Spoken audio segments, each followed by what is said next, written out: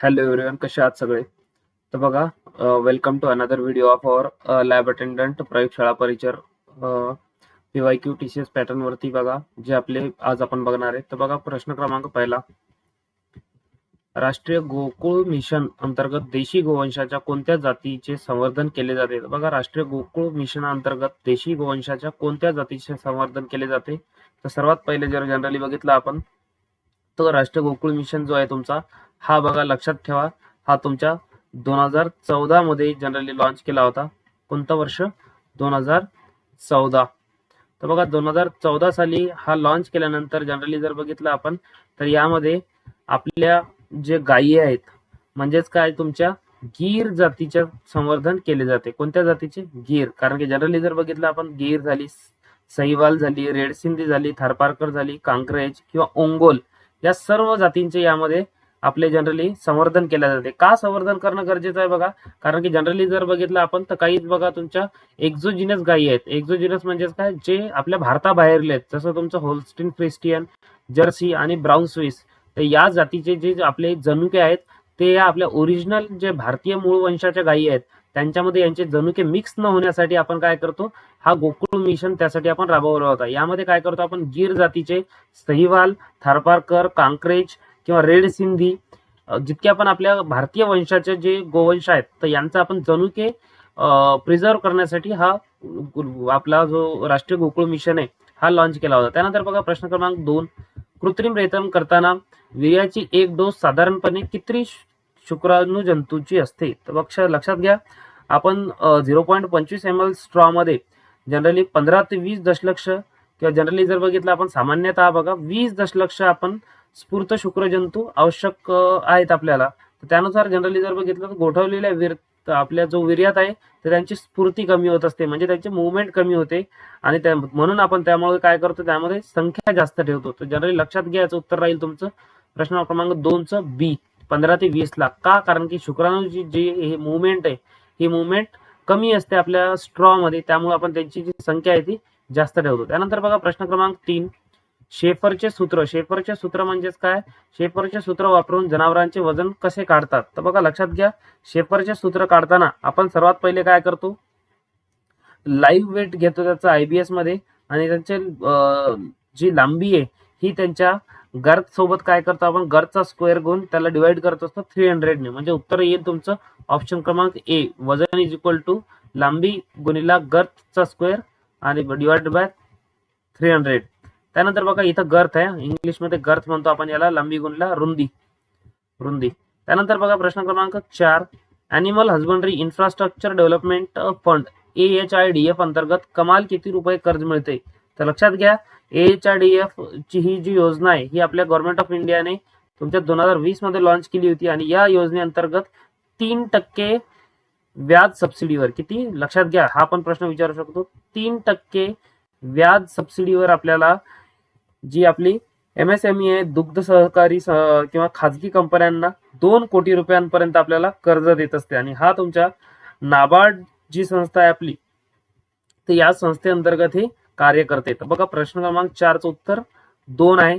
Animal husbandry infrastructure MSME development fund मध्ये किती टक्के किती भेटते? 2 कोटी, आणि त्याचा व्याजदर किती असतो? 3%. लक्षात ठेवा. आणि कोणत्या अंतर्गत काम करते ते? या नाबार्ड या संस्थेमध्ये. बघा 2020चा जो नाबार्ड एसओचा आहे, स्पेशलिस्ट ऑफिसरचा जो पेपर होता, त्यामध्ये हा प्रश्न विचारलेला आहे, आणि याची संभावना आहे की आपल्या या परीक्षेतील जो आपला प्रयोगशाळा परीक्षा आहे, त्या पेपरमध्ये पण हे बघायला मिळेल. त्यानंतर बघा प्रश्न क्रमांक 5,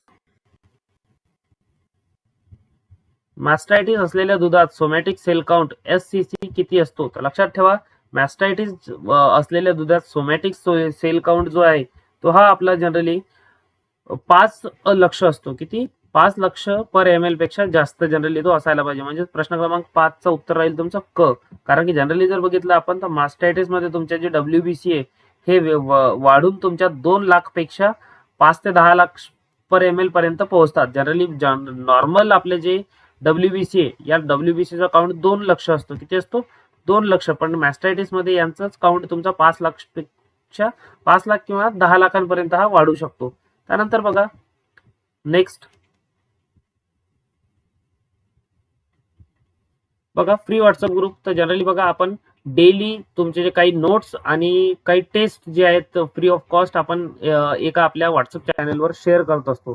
तर बघा जनरली तो व्हॉट्सअप चॅनल आपल्याला तुम्हाला जर जॉईन करायचा असेल तर 9067057977 या नंबरवरती तुम्ही मला टेक्स्ट मेसेज करू शकता किंवा आपल्या या व्हिडिओच्या लिंकमध्ये तुम्हाला डिस्क्रिप्शनमध्ये याची लिंक भेटून जाईल. आणि हा बघा मित्रांनो किंवा मैत्रिणींनो, तुम्हाला जर डाउनलोड आपला जो मापसू किंवा कोणत्याही विषयाचा या आपल्या मत्स्य विज्ञान विद्यापीठ भरतीमध्ये कोणत्याही तुमचं जर पोस्ट असेल आणि त्याचं जर तुम्हाला हॉल तिकीट मिळत नसेल किंवा हॉल तिकीट डाउनलोड करण्यामध्ये जर प्रॉब्लेम जात असेल तरीही तुम्ही मला या नंबरवरती मेसेज करा किंवा कमेंट सेक्शनमध्ये सांगा, मी तुम्हाला ते सॉर्ट आउट करण्यामध्ये मदत करेन.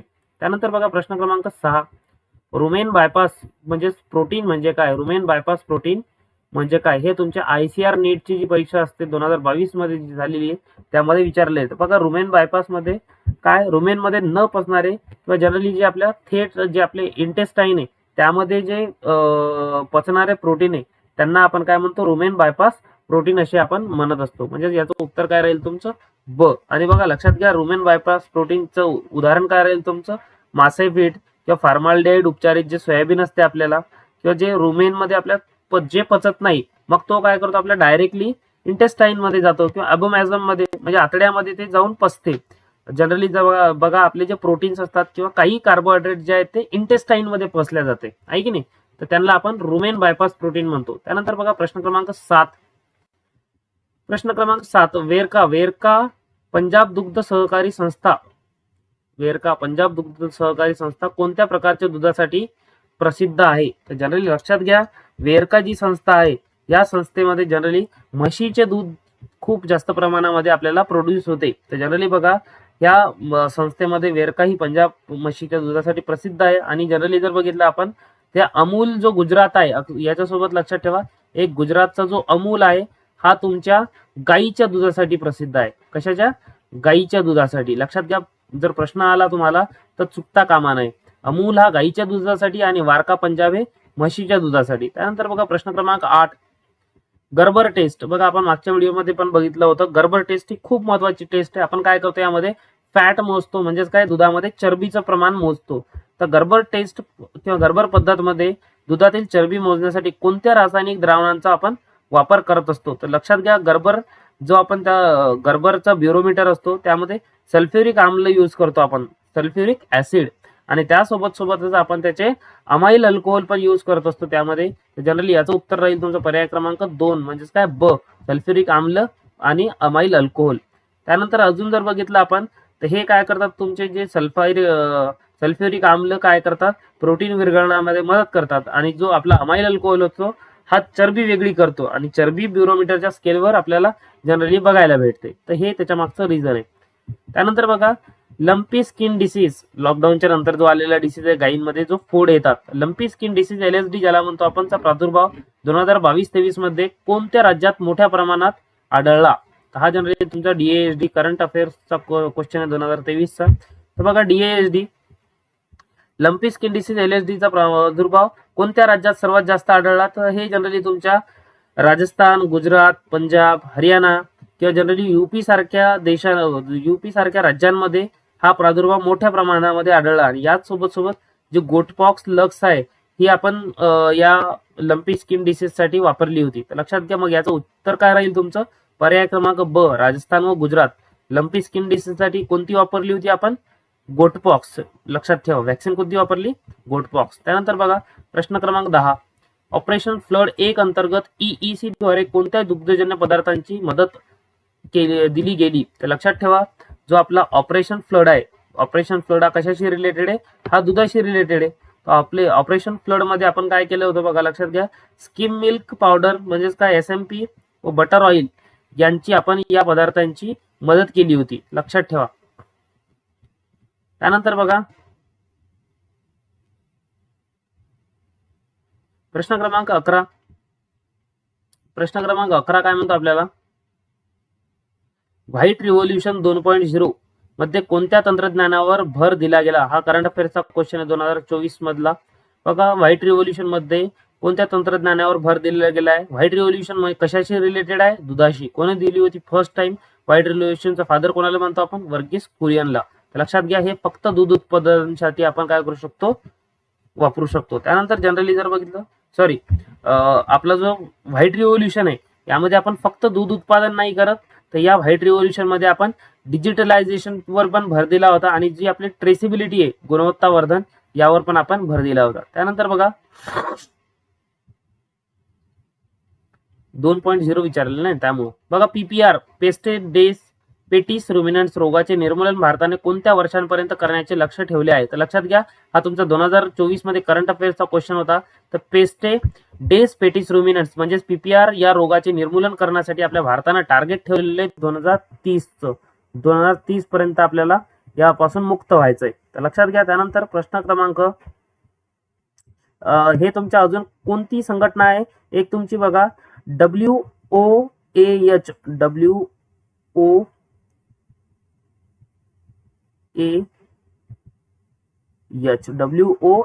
म्हणजेच काय? जागतिक पशु आरोग्य संघटना, world organisation of animal husbandry. तर यामध्ये जनरली आपला हा उद्देश केलेला आहे. त्यानंतर बघा प्रश्न क्रमांक 13, डेल्वो टेस्टचा उपयोग प्रयोगशाळेत कशासाठी केला जातो किंवा कशासाठी होतो? तर लक्षात घ्या, डेल्वो टेस्ट ही मायक्रोबायोलॉजिकल आपली अवरोध चाचणी आणि ज्यामध्ये आपण जीवाणूंची वाढ प्रतिजैविक अवशेषांमुळे थांबत असते. तर हे रंग बदलून दिसते आणि पेनिसिलिन, टेट्रासायक्लिन सारखे जे आपले अँटीबायोटिक्स आहे, हे औषधे आपण हे शोधण्यासाठी वापरत असतो. तर लक्षात घ्या, डेल्वो टेस्ट मध्ये आपण कशासाठी उपयोग करतो? तर दुधातील अवशेष प्रतिजैविक अँटीबायोटिक रेसिड्यू तपासण्यासाठी. बी उत्तर आहे याचं. त्यानंतर बघा प्रश्न क्रमांक 14, मध्य प्रदेश राज्याची दुग्ध उत्पादनात भारतात कोणती रँक आहे? मध्य प्रदेश राज्यात, हे तुमच्या MPSC ॲग्रिकल्चर 2022 मध्ये विचारलं होतं, ॲग्री MPSC मध्ये. मध्य प्रदेश राज्याची दुग्ध उत्पादनात भारतात कोणती रँक आहे? तर लक्षात ठेवा, 2009-10 ची जी आकडेवारी आहे त्यानुसार उत्तर प्रदेश 1 नंबरवर होता, राजस्थान 2 नंबरवर होता आणि मध्य प्रदेश 3 नंबरवर होता. लक्षात घ्या, आपल्याला कशाची विचारलेली? मध्य प्रदेश. उत्तर काय राहील? क. आणि जनरली जर बघितलं 4 नंबरवर तुमचा गुजरात होता आणि 5 नंबरवर आपला महाराष्ट्र होता. त्यानंतर बघा प्रश्न क्रमांक 15, जॉन्स रोग कोणत्या जीवाणूमुळे होतो? तर जॉन्स रोग जनरली जर बघितला आपण, हा जॉन्स रोग तुमच्या पॅराट्युबरक्लोसिसचा हा मायकोबॅक्ट आहे आणि हा जनरली मायकोबॅक्टेरियम पॅराट्युबरक्लोसिस मुळे होत असतो. मायकोबॅक्टेरियम पॅराट्युबरक्लोसिस म्हणजे याचं उत्तर राहील ब. तर लक्षात ठेवा, क्रॉनिक अतिचार किंवा वजन कमी होणे किंवा कमजोरी ही लक्षणे आपल्या याची आहेत आणि हे जनरली 3 ते 6 वर्षाचे जे बालक आहेत यांच्यामध्ये आपल्याला हे बाळांमध्ये आढळतो. शुष्क कालावधी म्हणजेच काय? ड्राय पिरियड कमीत कमी किती दिवसांचा असतो? तर बघा, आपण काल पण बघितला होता, कमीत कमी ड्राय पिरियड हा तुमचा 45 दिवसाचा असायला पाहिजे. किती? 45. तो व्हॅरी करू शकतो 45 ते 60 दिवस. आणि ड्राय पिरियड म्हणजेच काय? शुष्क कालावधी म्हणजेच काय? तुमचा गाईचा दूध बंद होणे ते पार्च्युरेशन म्हणजेच काय? डिलिव्हरी. तर हा जो काळ आहे हा आपण जनरली ड्राय पिरियड किंवा शुष्क कालावधी म्हणून ओळखतो. तर लक्षात घ्या. त्यानंतर ग्रेडिंग अप म्हणजेच काय? प्रश्न क्रमांक 17, ग्रेडिंग अप म्हणजेच काय? तर लक्षात घ्या, शुद्ध जातीच्या बैलाच्या अनेक पिढ्यांपर्यंत आपण देशी माद्यांची वीण करत असतो, त्यालाच आपण काय म्हणतो? Grading up. आणि जनरली बघा, ग्रेडिंग अप मध्ये शुद्ध जातीच्या बैलाचा उदाहरणार्थ जनरली जर घेतला आपण, तर जर्सी अनेक पिढ्यांपर्यंत 5 ते 6 देशी माद्यांशी वीण करून शुद्ध जातीसारखा गट तयार केला जातो आणि या मशीनमध्ये ग्रेडिंगसह मुर्रा बैलांनी तयार केली जाते. लक्षात घ्या, मशीनमध्येही मुर्राचे जे आपले बैल असतात त्यांच्यासोबत ही केली जाते. त्यानंतर बघा मॉक टेस्ट.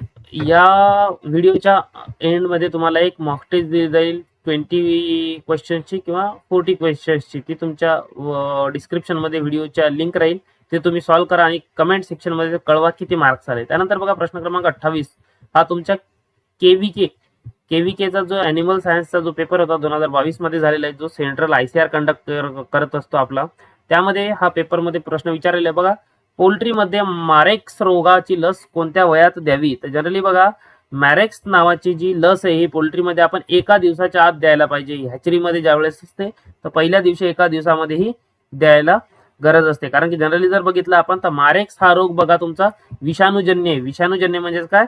व्हायरसमुळे होतो आणि हा खूप काय म्हणतो आपण? संसर्गजन्य आहे. तर बघा, नंतरच्या लस ज्यावेळेस वय वाढत जाते त्या पिल्ल्यांचं, त्यामध्ये ही वय आपली तेवढी प्रभावी ठरू शकत नाही, त्यामुळे आपण ही लवकर द्यायला हवी. त्यानंतर बघा बायोगॅस संयंत्रात 1 मीटर क्यूब स्लरीपासून सरासरी किती बायोगॅस मिळतो? तर लक्षात घ्या, बायोगॅस संयंत्रात 1 मीटर क्यूब स्लरीपासून जनरली आपण 0.1 to 0.2 मीटर क्यूब पर्यंत आपण काय करू शकतो? बायोगॅस मिळवू शकतो. म्हणजे उत्तर अ राहील. त्यानंतर बघा प्रश्न क्रमांक 20, दुधातील भेसळ तपासण्यासाठी गोठण बिंदू म्हणजे काय फ्रीजिंग पॉइंट चाचणी कशासाठी वापरतात? तर लक्षात घ्या, आपल्या दुधातील भेसळ तपासण्यासाठी गोठण बिंदू आपण कशासाठी वापरतो? तर पाण्याची भेसळ शोधण्यासाठी हा गोठण बिंदू आपण वापरत असतो. कारण की जनरली जर बघितलं आपण तर गोठण बिंदू हा तुमचा -0.52 डिग्री सेल्सिअस ते -0.55 डिग्री सेल्सिअस पर्यंत असतो आणि पाणी मिसळल्यास हा गोठण बिंदू हा आपला उंचावत असतो. ही अत्यंत संवेदनशील चाचणी आहे, त्यामुळे ही खूप काळजीपूर्वक आपल्याला करणं गरजेचं असते. त्यानंतर बघा प्रश्न क्रमांक 21, इनब्रीडिंग मध्ये प्रजनन दर फर्टिलिटी रेट कमी होण्याचे मुख्य कारण कोणते? इनब्रीडिंग मध्ये प्रजनन, तर बघा लक्षात घ्या, इनब्रीडिंग मध्ये जवळच्या नात्यातील, आपण इनब्रीडिंग म्हणजेच काय, म्हणजे एक ग्रुप आहे. तर समजा एक आपलं काय आहे, एक मोठी फॅमिली, जॉईंट फॅमिली, तर त्या जॉईंट फॅमिलीमध्ये सपोज 50 मेंबर आहे, तर त्या 50 मेंबरमध्ये 25 मेल असतील, 25 फिमेल असतील. तर या आपण एकमेकांसोबतच रिलेटिव्ह सोबत ज्यावेळेस आपण कॉप्युलेशन करतो किंवा रिप्रोडक्शन करतो त्याला इनब्रीडिंग म्हणतो आपण. तर या इनब्रीडिंग मध्ये प्रजननेचा दर जो आहे हे कमी होण्याचं कारण काय आहे? आपल्या जनरली जर बघितलं आपण तर हे तुमच्या अप्रिय म्हणजे काय रिसेसिव्ह जीन्स एकत्र येणे. कारण की जनरली जर बघितलं आपण तर रिसेसिव्ह जीन्स म्हणून आपण काय करतो, आपल्या आत्याच्या मुलासोबत किंवा मुलीसोबत लग्न करत नाही, आपल्या चुलत भावासोबत चुलत बहिणीसोबत लग्न करत नाही. त्याचे कारण हे आहे, सायंटिफिक रिझन आहे त्याच्या मागे. त्यानंतर बघा हे जनावरांमध्ये पण सेम आहे. त्यानंतर बघा प्रश्न क्रमांक 22, अन्न सुरक्षा व मानक अधिनियम FSSAI 2016 नुसार दुधात ॲफ्लाटॉक्सिन M1 ची मर्यादा किती आहे? हे तुमच्या FSSAI टेक्निकल म्हणजे TOचा जो पेपर झाला होता 2021 मध्ये, यावर्षी सुद्धा होणार आहे तो 2026 मध्ये, एक्सपेक्टेड नेक्स्ट मंथ मध्ये त्याची ॲडव्हर्टाइज येईल. तर लक्षात घ्या, अन्न सुरक्षा व मानक अधिनियम FSSAI 2006 नुसार दुधात ॲफ्लाटॉक्सिनची मर्यादा किती असायला पाहिजे?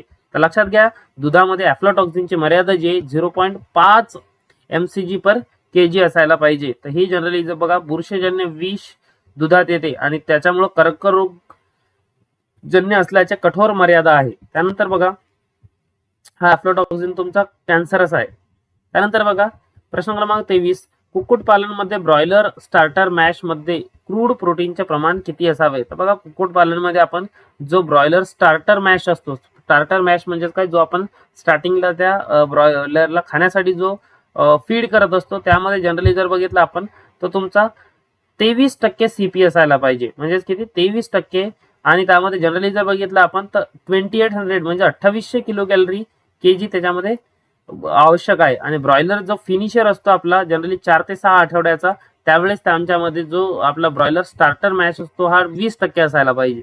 तर लक्षात घ्या, आपल्याला स्टार्टिंगला किती असायला पाहिजे? तो 23% असायला पाहिजे आणि लास्ट मध्ये 20%. त्यानंतर बघा प्रश्न क्रमांक 24, होमोजिनायझेशन प्रक्रियेत दुधातील चरबीचे कण किती मायक्रॉन आकाराचे केले जाते? होमोजिनायझेशन म्हणजेच काय, सर्व मिश्रण समान करण्याची जी पद्धत आहे त्याला आपण होमोजिनायझेशन म्हणत असतो. जसं आपण काही केलं, मिक्सचर मधून आपण ज्यूस काढतो, काय टाकतो त्याच्यामध्ये? पायनॅपलचे गोळे आणि त्यासोबत मिल्क, म्हणजेच काय त्यांचं मिक्सचर तयार होतो. तर तसंच होमोजिनायझेशनच्या प्रक्रियेत दुधाचे चरबीचे कण किती मायक्रॉन आकाराचे होतात? तर लक्षात घ्या, यामध्ये 2 ते 3 मायक्रॉन साईजचे ते होत असतात. किती? 2 ते 3 मायक्रॉन. तर होमोजिनायझेशन मध्ये दूध उच्च दाबाने छोट्या छिद्रातून पाठवले जाते आणि यामुळे चरबीचे जे कण आहेत आपल्या, हे 2 ते 3 मायक्रॉन म्हणजेच मायक्रोमीटर पर्यंत हे तोडले जातात व दूध एकसमान होते. जसं मी सांगितलं तुम्हाला होमोजिनायझेशनची पद्धत. त्यानंतर बघा प्रश्न क्रमांक 25, शेळी पालनामध्ये फ्लशिंग म्हणजे काय? हे तुमच्या RPSC Rajasthan public service commission जी आहे ती 2020च्या एक्झाम मध्ये हा प्रश्न विचारलेला आहे. शेळी पालनामध्ये फ्लशिंग म्हणजे काय? तर लक्षात घ्या, शेळी पालनामध्ये जे फ्लशिंग आहे, फ्लशिंग म्हणजे काय, प्रजनन हंगामापूर्वी अतिरिक्त खाद्य देणे, आहे की नाही? तर जो एक पर्टिक्युलर बघा कुत्र्यांचा एक हंगाम असतो, आहे की नाही, आता पावसाळ्यात, तर जनरली या प्रजनन हंगामापूर्वी अतिरिक्त जो खाद्य देतो आपण त्याला फ्लशिंग असे म्हणतात. तर बघा फ्लशिंग म्हणजे प्रजनन हंगामाच्या 2 ते 3 आठवडे आधी जनावराला उच्च पोषणयुक्त आपण जो अतिरिक्त खाद्य देत असतो, म्हणजे ज्याच्यामध्ये प्रोटीन, कार्बोहायड्रेट, आहे की नाही, प्रथिने वगैरे जास्त कॉन्सन्ट्रेशन मध्ये असतात. त्यानंतर बघा सायलेजचा पीएच योग्य किण्वानंतर किती असतो? तर लक्षात घ्या, हा तुमचा IBPS SO म्हणजेच काय तुमचे AFO ची जी पोस्ट आहे 2021 मध्ये त्यांच्या एक्झाम मध्ये विचारला गेला होता, मेन्सच्या एक्झाम मध्ये. तर लक्षात घ्या, हा तुमचा सायलेज आहे, तर सायलेज मध्ये किण्वनानंतर पीएच जो असतो हा पीएच आपला 3.5 ते 4.5 असतो. किती असेल तो 3.5 ते 4.5. त्यानंतर बघा प्रश्न क्रमांक 27, कृत्रिम रेतन. कृत्रिम रेतन म्हणजेच काय? आर्टिफिशियल इन्सेमिनेशन मध्ये वीर्य पातळ करण्यासाठी कोणत्या बफरचा वापर केला जातो? तर लक्षात घ्या, आपला हा ट्रीज बफर यूज करतात. ट्रीज किंवा AGE लक्षात घ्या. ट्रीज बफर, याला ट्रीज बफर म्हणतो आपण जनरली, आहे की नाही. ट्रीज HCl वगैरे बघा, आपण ज्यावेळेस डीएनए आयसोलेशन मध्ये तो ट्रीज बफर यूज करत असतो, लक्षात ठेवा. त्यामध्ये जनरली जर बघितलं आपण तर जेल जर बनवायला असेल आपल्याला, पॉलीअक्रिलामाइड जेल इलेक्ट्रोफोरेसिस आपण पेज ज्यावेळेस करत असतो त्यामध्ये आय थिंक 3% आपण तो अगार यूज करत असतो पेजचा. त्यानंतर बघा 28 क्वेश्चन, मिल्क फिवर मध्ये कॅल्शियम बोरोग्लुकोनेट इंजेक्शन कोणत्या मार्गाने द्यावे? मिल्क फिवर मध्ये कॅल्शियम बोरोग्लुकोनेट इंजेक्शन आपण जनरली जर बघितलं तर हे तुमच्या शिरेत देत असतो आपण, कारण की हा जनरली तुमचा इंट्रावेनस आहे. कसा आहे हा? इंट्रावेनस. म्हणजे प्रश्न क्रमांक 28चं उत्तर काय राहील तुमचा? क. कारण की जनरली जर बघितलं आपण तर ज्यावेळेस आपण हे इंट्रावेनस मध्ये देतो म्हणजे व्हेन मध्ये देतो तर त्यावेळेस स्नायूत इंजेक्शन देण्यामुळे हे जळजळ करू शकते, म्हणून आपण हे मसल्स मध्ये देत नाही, म्हणजे स्नायू मध्ये देत नाही, म्हणून आपण हे व्हेनस मध्ये देतो. त्यानंतर बघा प्रश्न क्रमांक 29, ब्लोट टायम्पनी मध्ये रुमेन मधील वायू बाहेर काढण्यासाठी कोणत्या उपकरणाचा वापर करतात? लक्षात घ्या, ब्लोटिंग ज्यावेळेस होते जनावरांमध्ये तर त्यावेळेस आपण ट्रॅक्युला नावाची जी पद्धत आहे, ट्रॅक्युला, ट्रोकर अँड कॅन्युला, ही पद्धत आपण जनरली वापरत असतो, कारण की वायू, यामुळे आपण हे वायू बाहेर काढू शकतो. त्यानंतर बघा प्रश्न क्रमांक 30, राष्ट्रीय डेअरी विकास बोर्ड म्हणजेच नॅशनल डेअरी डेव्हलपमेंट बोर्डची स्थापना कोणत्या वर्षी झाली? तर लक्षात घ्या, नॅशनल डेव्हलपमेंट डेअरी बोर्डची जी स्थापना आहे ही तुमची 1965 मध्ये अन्ना पॅटर्न देशभर राबवण्यासाठी करण्यात आली होती. आणि हे तुमच्या या NDDB नॅशनल डेअरी बोर्डचे जे संस्थापक होते हे तुमचे डॉक्टर वर्गीस कुरियन होते. पहिले अध्यक्ष जे हे डॉक्टर वर्गीस कुरियन होते. आणि याचा पॅटर्न कोणता राबवला होता यांनी? लक्षात ठेवा, अन्ना पॅटर्न. कोणता? अन्ना पॅटर्न. त्यानंतर बघा प्रश्न क्रमांक 31, पशुधन गणना 2007 नुसार भारतातील एकूण गोवंश कॅटल लोकसंख्या किती आहे? तर लक्षात घ्या, 2007 ची जी गणना आहे आपली त्यानुसार 199.8 दशलक्ष ही जी आपल्या काय म्हणू आपण गोवंशची ही आहे. आणि जनरली जर बघितलं यामध्ये तुमचा पश्चिम बंगाल 1 नंबरवर येतो गोवंशामध्ये पशुगणनेच्या. त्यानंतर बघा मॅस्टायटिसचा सर्वात सामान्य जीवाणू कोणता? तर लक्षात घ्या, मॅस्टायटिस हा जनरली तुमच्या स्टॅफायलोकोकस ओरियस मुळे होत असतो. आणि मॅस्टायटिस सर्वात जनरली जर बघितलं हा तुमचा जीवाणू आहे. आणि स्ट्रिप्टोकॉकस ॲगॅलेक्टी हा दुसरा आहे. ॲगॅलेक्टी 2 नंबरवर येतो, पण स्टॅफायलोकोकस ओरियस हा 1 नंबरवर येतो. त्यानंतर बघा प्रश्न क्रमांक 23, क्रॉस ब्रीडिंग मध्ये संकरबल म्हणजे हेटेरोसिस मिळवण्यासाठी कोणती पद्धत वापरतात? क्रॉस ब्रीडिंग मध्ये संकरबल हेटेरोसिस मिळवण्यासाठी कोणती पद्धत वापरतात? तर लक्षात घ्या, क्रॉस ब्रीडिंग मध्ये संकलमान मिसळण्यासाठी आपण काय करतो, 2 वेगवेगळ्या शुद्ध जातींमध्ये विन करत असतो, म्हणजेच काय ब्रीडिंग करत असतो 2 वेगवेगळ्या जाती. त्यानंतर बघा प्रश्न क्रमांक 34, पाश्चरायझेशन मध्ये ST पद्धतीस दूध किती तापमानावर किती वेळ गरम करतात? तर पाश्चरायझेशन टेक्निक कोणी दिली होती आपल्याला सांगा, कोणी दिली होती? लुईस पाश्चर यांनी. तर लुईस पाश्चर यांनी जी टेक्निक दिली आपल्याला 72 डिग्री सेल्सिअसला 15 सेकंद. जनरली हात तुम्हाला जर LT जर विचारला असता तर त्याचं उत्तर तुमचं 63 डिग्री सेल्सिअस 30 मिनिटासाठी हा आला असता. त्यानंतर बघा प्रश्न क्रमांक 35, ऑपरेशन फ्लड 3 किंवा OF3 चा एकूण निधी आउटले किती होता? तर लक्षात घ्या, हे तुमचा नाबार्ड SO 2022 मध्ये प्रश्न विचारला गेलेला आहे. तर यामध्ये बघा तुमचा जो टोटल निधी होता हा जनरली 1303.1 कोटी होता. म्हणजे प्रश्न क्रमांक 35 चा क उत्तर राहील. त्यानंतर बघा प्रश्न क्रमांक 36, दीप लिटर पोल्ट्री प्रणालीमध्ये लिटर सामग्रीचे सुरुवातीची खोली किती राहते दीप लिटर पोल्ट्री प्रणालीमध्ये? तर लक्षात घ्या, यामध्ये तुमची राहते खोली 4 इंच, कारण की जनरली जर घेतलं तर 4 इंच जवळपास तुमची 10 सेंटीमीटर. किती? 10 सेंटीमीटर मध्ये जर विचारलं तर 10 सेंटीमीटर लिहून या. त्यानंतर बघा आणि प्रश्न क्रमांक 37 काय म्हणतो, प्राथमिक दूध संकलन केंद्रावर ताजे दूध किती वेळात प्रक्रिया केंद्रापर्यंत पोहोचवावे. तर लक्षात घ्या, दूध काढल्यानंतर 4°C वर आपण जर नाही ठेवलं त्याला, तर 4 तासांच्या नंतर जीवाणू त्यामध्ये मोठ्या प्रमाणामध्ये वाढू शकतात. त्यामुळे लवकर आपल्याला ते प्रक्रिया करणे गरजेचं आहे. तर लक्षात घ्या, 4 तासांत 4°C वर न ठेवले असं उत्तर राहील याचं ब. त्यानंतर बघा प्रश्न क्रमांक 38. प्रश्न क्रमांक 38 काय म्हणतो आपल्याला, हायड्रोपॉनिक्स मध्ये चारा उत्पादनासाठी साधारणपणे किती दिवस लागतात. हायड्रोपॉनिक्स मध्ये चारा उत्पादनासाठी साधारणपणे किती दिवस लागतात. तर लक्षात घ्या, हायड्रोपॉनिक्स म्हणजेच काय, झाडे आपले पाण्यामध्ये ग्रो करणे. तर लक्षात घ्या 7 ते 9 दिवस लागतात चारा उत्पादनासाठी. किती, 7 ते 9 दिवस.